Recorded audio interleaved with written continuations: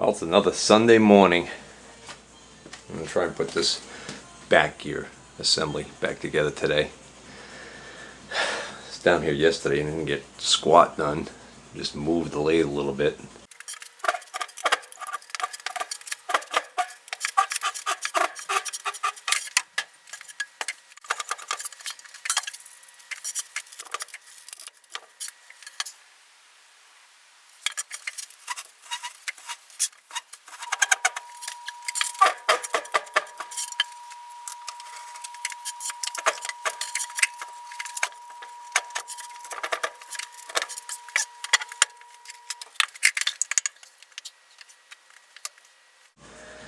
And then figured out my 2x4 was going to snap, so went outside and then just got caught up with the kids and everything and never got back down here. So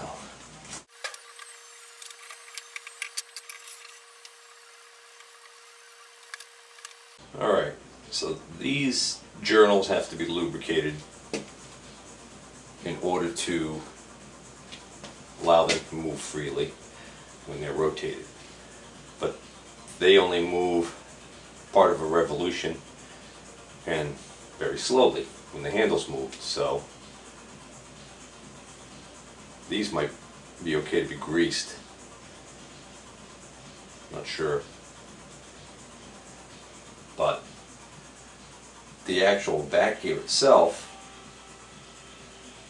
has to be able to be well lubricated as it's rotating on that shaft.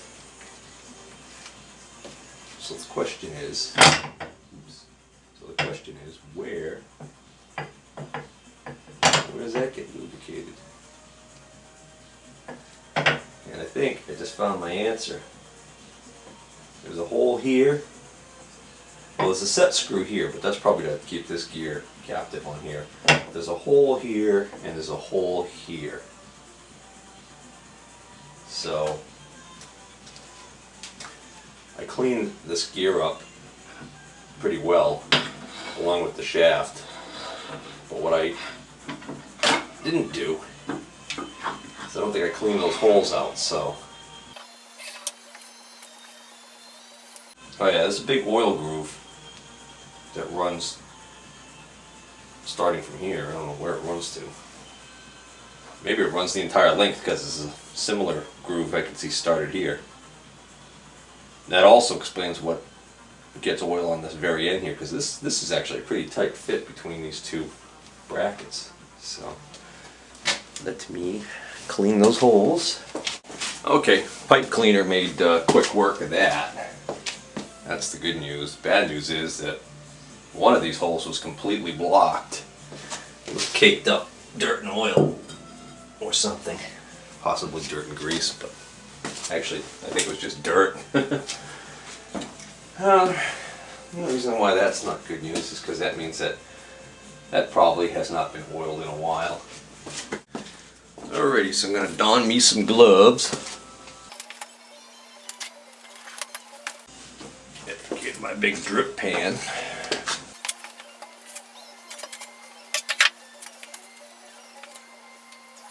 Let's see. Okay, I'm going to stop right there, because if I put this in right now. Okay, no, never mind. Never mind. Got a little confused here. I thought I wasn't going to be able to get the woodruff key in, but I don't know why I thought that. That sticks out because the handle goes on that end. So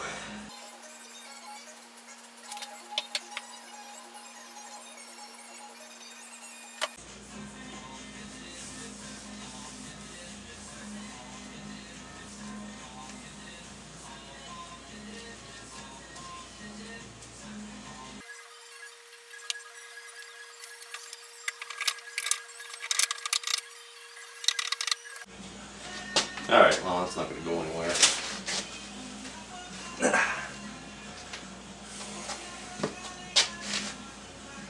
Now, interesting thing, on the early South Bend lathes, apparently on one of these two brackets that supports the back gear assembly, the bracket I believe actually has a split in it, as opposed to being a solid casting like these are. And that there's actually a screw or a bolt for this to be tightened or loosened. So you would tighten the screw the screw in, that would draw the gap that was in here tighter and would tighten around this. And that was actually an adjustment to adjust the tension, and you were supposed to adjust that so you had not too much tension that would cause it to be difficult to move the handle in and out of back gear, but enough tension to keep this gear engaged and from coming out. Because I mentioned when I was working on this a while back that one of the problems I noticed with this when I was test driving this lathe briefly at the guy's garage before we disconnected it and got it ready for shipping was that the back gear kept popping out. But on this lathe I ended up finding that there's a hole on that assembly that's going to go on here that lines up with a hole on here, so I theorized that maybe there's supposed to be some sort of a pin or something that goes in there. But now that I look at it, I think I see a threaded hole in the back here I didn't notice before.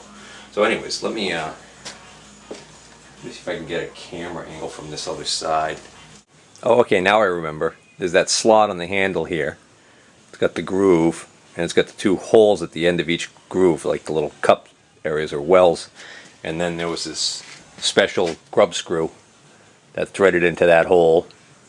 And I remember when I was working on this, I think I was thinking, yeah, okay, so that's what locks it in to the different positions. And I was thinking, well, realistically what would be better would be is if this was modified so it was longer, stuck out the back, and had a thumb screw on it.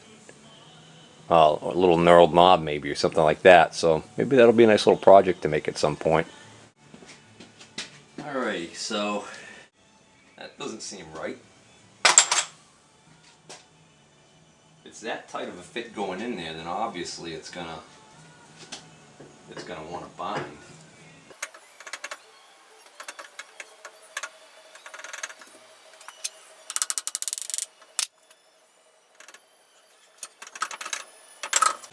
Alright. That's clean.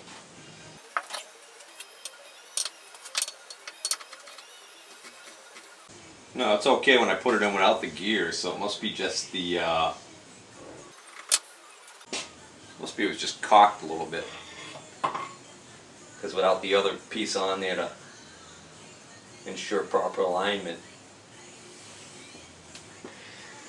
Alright, I think what I want to do is when I had this on, it's engaging, it's in the engaged position before. If I put this, if I can manage to put this on so that the eccentric is to the rear, it'll be disengaged, which would be right about there. That's, alright, right like that. Let's try this again.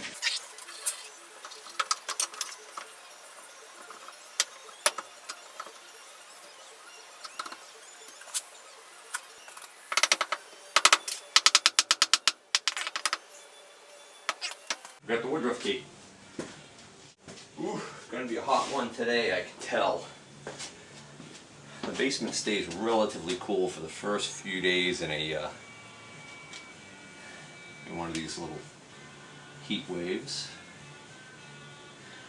Not so much the heat, it's the humidity. But I'm already sweating. Sweating in the basement at 8 o'clock in the morning. Part of that's because I'm drinking hot coffee. But with the woodruff key and that unusual grub screw, I had two other grub screws. One of them holds this handle captive on the shaft. The other one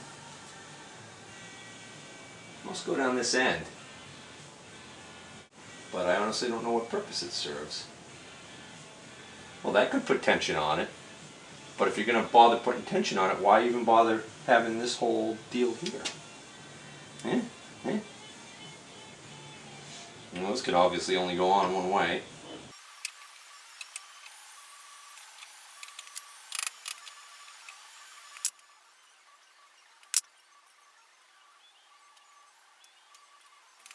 Something's afoul with this Woodruff key. You know what? I got a bazillion of these in that little box that I bought with that lot of stuff a while back. I think I'm just gonna not even bother trying to clean that up or file that. It's got some pretty nasty burrs and stuff on it. Some damage on the end there. Not worth it. Okay, so on Stevie's wish list would probably be a set of Mitutoyo or Starrett digital calipers. But for right now, I'm going to use my little Harbor Freight specials here. So, what do we have here? What is this?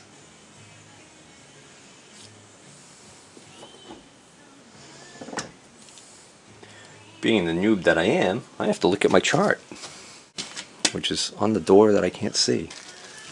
I really need another chart around here. I guess that's also on my wish list. Big decimal chart, tap drill chart, you know, the kind that you see in the Voctec schools. That'd be kind of cool. Yeah, I'm just doing this as a mental exercise. Obviously, I could just open the box and compare them side by side with the old one.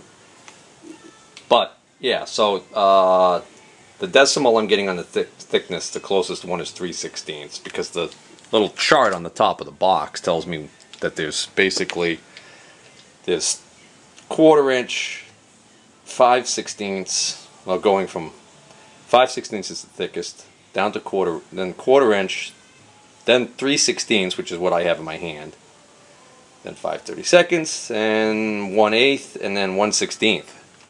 Oh, camera battery died, had to change to another camera. So anyways, after all that obfuscating, ended up figuring out that the thickness on this is 3/16, I think. That's what I figured out. Yeah, 3/16, and the length is 7/8. So I already grabbed a new one and went over there and started to mess with getting that in. Well, it would help if I remember to turn the camera on, but that handle slid on pretty easily with the new Woodruff key.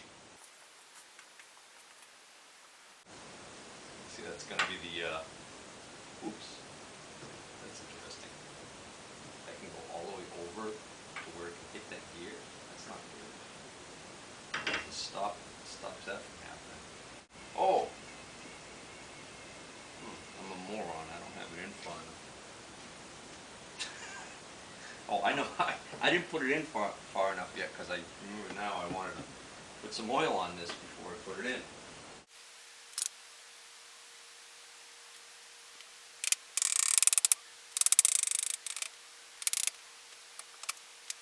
Okay, got 3 grub screws here. This one is very long, and because of the distance between the top here and where the shaft is in this concentric, I'm pretty sure that's where this one goes. It's here.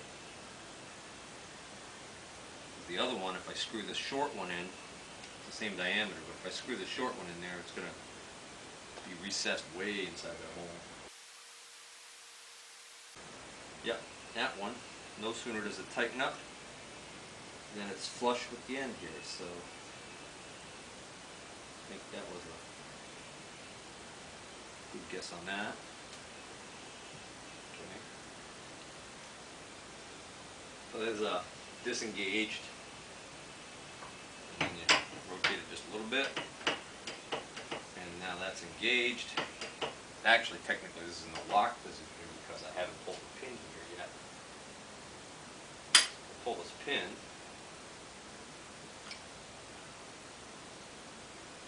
Alright, so this is back here. Okay, so those of you who aren't familiar with how the back gear on a lathe like this works, I'll go through it real quick. So, with the lever out, this is completely disengaged from the headstock spindle. assembly. So that's the back gear is out.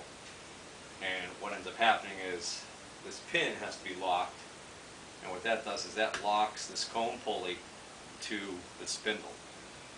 So whatever RPM the cone pulley is spun at, which is basically decided by your input speed on the belt and which sheave you decide to put the belt on. Okay. So in the old days, you probably had a counter shaft up above in a factory that was revolving at probably somewhere around 350, 400 RPM, and you actually had a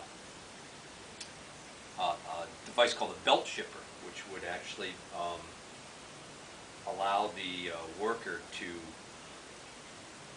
coax the belt, the leather belt, over to the other pulleys when necessary. On this lathe, there's a whole bracket assembly that goes in the back here. Supports a gearbox, and the gearbox has an input pulley that's a V-belt drive, so that an electric motor could be used on this. So the electric motor is going to drive the gearbox. The gearbox has multiple speeds that are selectable. It's either a 3 or 4 speed transmission, so that gives you more selection of speeds. The reason why it's got that is because the output on that gearbox is not a cone pulley, it's a regular wide pulley for this leather belt. So what ends up happening is this leather belt is no longer shifted from sheave to sheave on the cone pulley. You actually do your shifting with the gearbox. But anyways, so the point is, cone pulley spins. If it's locked via this pin on the other side to the spindle, then again, whatever speed the cone pulley's spinning at, that's the speed that the spindle's going to spin at. Back gear, what we do with back gear is, when I rotate this in, this is a concentric shaft, so that when I move this lever, I'm actually moving this gear up and in, so that the teeth now mesh. So now the back gear is engaged. These teeth are now meshing correctly. Now, if I had the pin still engaged, so that this gear was still locked to the spindle, well, that locks up the whole assembly. And the reason why is because this is now locking this gear to this gear, and it's at a different ratio than the cone pulley is to this. So that locks it. That's actually handy, for instance, when you want to get the chuck off, or putting the chuck on or off would be a good reason why you might want to lock the spindle. But of course, you got to make sure you have it unlocked before you try and do anything. So you pull the pin, that unlocks, that allows the cone pulley to spin independently of the spindle. Okay, so now what's happening is, when the cone pulley is driven, this small gear is going to drive this large gear, so you've got a reduction right there. Then this large gear is driving the counter shaft, the back gear shaft, driving the small gear at this end, which is engaged to this large gear on the spindle. You've got a second reduction here. So we've got a reduction of gear ratio here, and then another one happening here. That's why you get a large gear on this end and a small gear on this end. So that's pretty cool, because what happens now is, you can, if you look right here, you can see the spindle turning, and you can see that I can turn the cone pulley quite a bit and only make a small movement on the spindle, because what's happening is we've got this double gear reduction deal going here. So that actually allows this lathe to go down to, well, I've been using the charts in the South Bend book, and that relies on a known input speed to the cone pulley assembly from a counter shaft type of setup of, like I said, somewhere around like 400 RPM. I don't know what I'm going to actually get for RPM out of this thing, because, well, I get the gearbox. I haven't figured out exactly what the gear reduction is in the gearbox. I also don't know what the pulley speed is going to be. I mean, the motor's speed. Um, you know, maybe originally a lot of the older motors had slightly lower RPM ratings. In other words, typically you see a lot of 1750 RPM motors these days, the single phase, and then the high speed is typically, I forget what the high speed is, but even if we get a 220 volt single phase motor, modern motor on low speed, you're probably going to look at 1750 RPM, and I think the old standard that I used to see a lot on old motors was 13 something. So you've got a speed difference right there. And then, I forget what the heck else I was going to say. What I was talking about was, didn't know how low the speed I was going to get on this thing, because I was going by the chart. I think the chart, the south bend chart, showed that a cone pulley south bend lathe of this era could go down to 50 RPM at the lowest speed setting. So that's kind of neat. Whether or not I can get down to that speed, again, don't know. There's also the fact that you've got a size of a pulley on the motor output shaft driving the input pulley on the gearbox. There's a reduction there right off the bat. So you've got the 1750 RPM is reduced immediately to the input shaft of the gearbox. The gearbox does another reduction to the output shaft of the leather pulley to here. So at some point we'll play around with an RPM doohickey that I've got, and we'll get some actual readings on RPMs when we've got this up and running. But for right now, I'm just kind of glad to see that this went together okay. So back to the assembly here, we get this mystery of this other grub screw, and I think, yeah, this other grub screw goes right in here. So the question is, what's its purpose? Well, its purpose is it's going to put tension on this.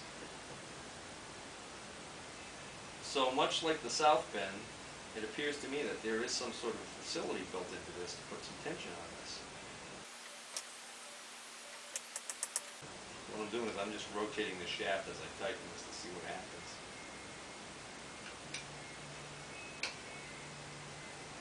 Well, like, oh yeah, there we go.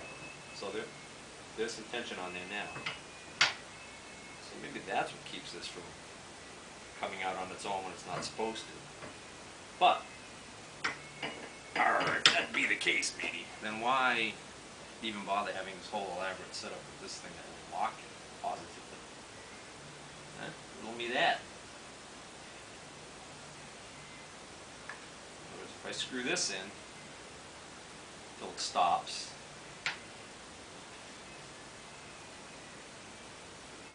So, like the camera shut off? Really? Son of a gun. okay, so I bored the camera to death and it shut off. And what I was doing was I was putting that screw, that unusual grub screw with the little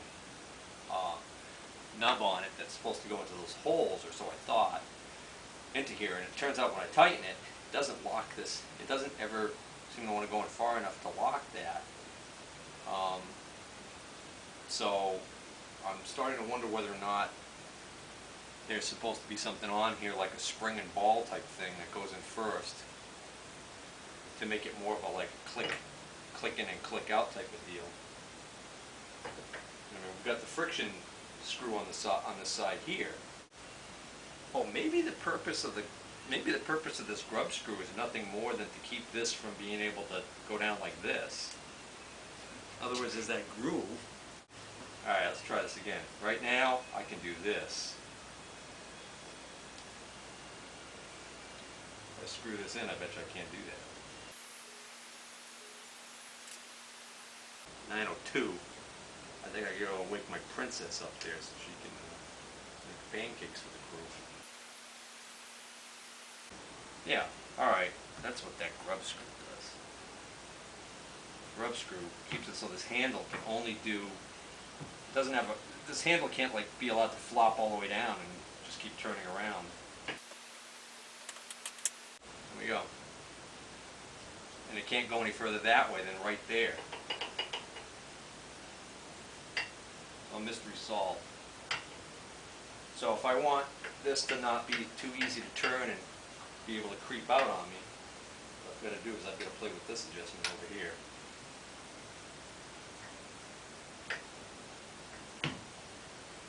Done. There is such a thing as overthinking the situation.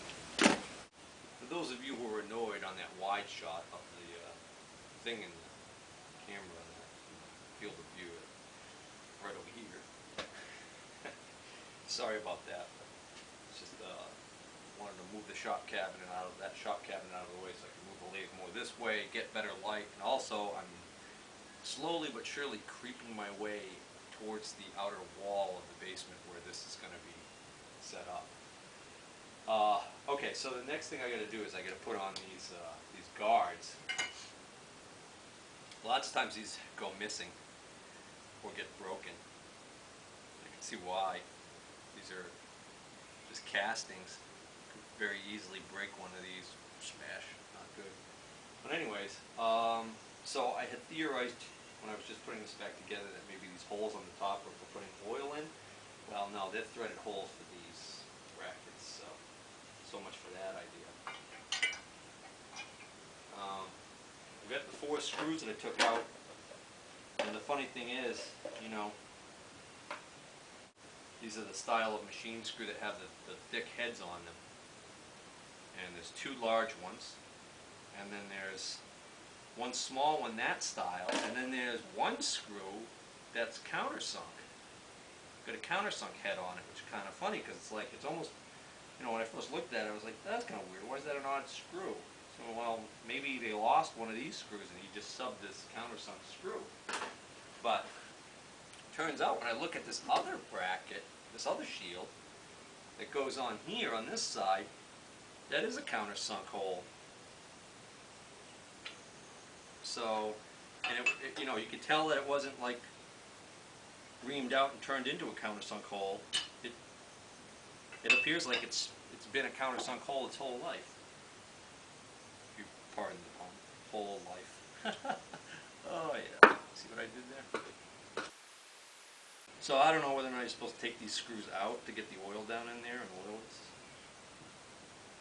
Or maybe it just never really gets oiled. Other than the initial oil I put in there. Could have greased it.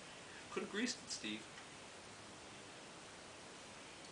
Maybe the oil works its way along that oil groove.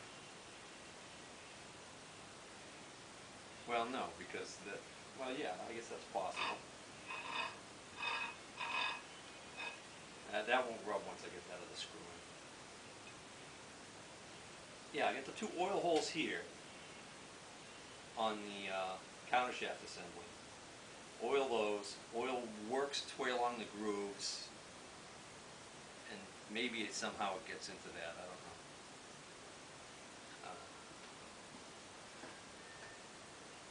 So I'm betting this small one goes on top here.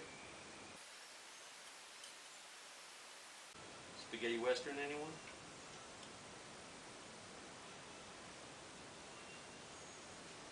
For those of you who know what a spaghetti Western is.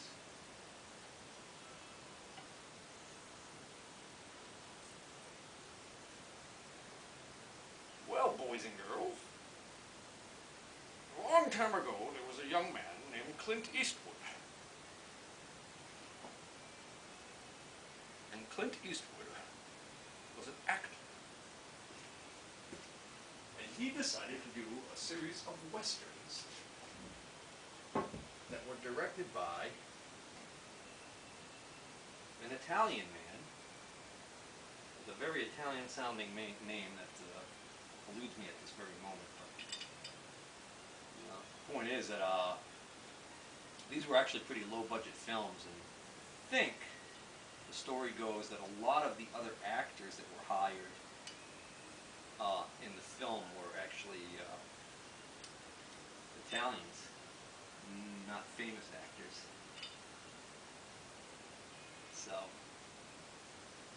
because of the Italian angle, the movies, the genre later became known as spaghetti westerns.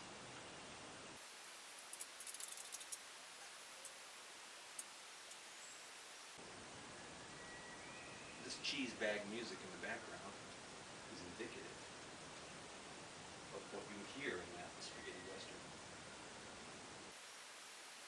There's another actor. I think his name was Van Cleef.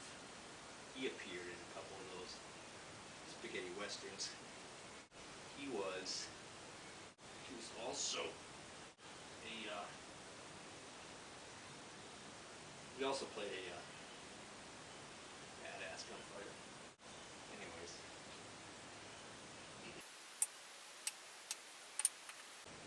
so Van Cleef, well, he had very distinct, narrow eyes. Made him look like the perfect villain as far as gunfighters go, if you can imagine. Now, I certainly wouldn't want to offend him, but Pete Townshend did a solo album. Pete Townshend, the guitarist for The Who, years ago he did a solo album, and he titled his solo album, "All the Greatest Cowboys Have Chinese Eyes." Certainly not politically correct at all. But it was funny because years later I wondered about that. So I wonder if he was making a veiled reference to Van Cleef. So there you go, I put that pin in. Now you can see that's locked up tight. So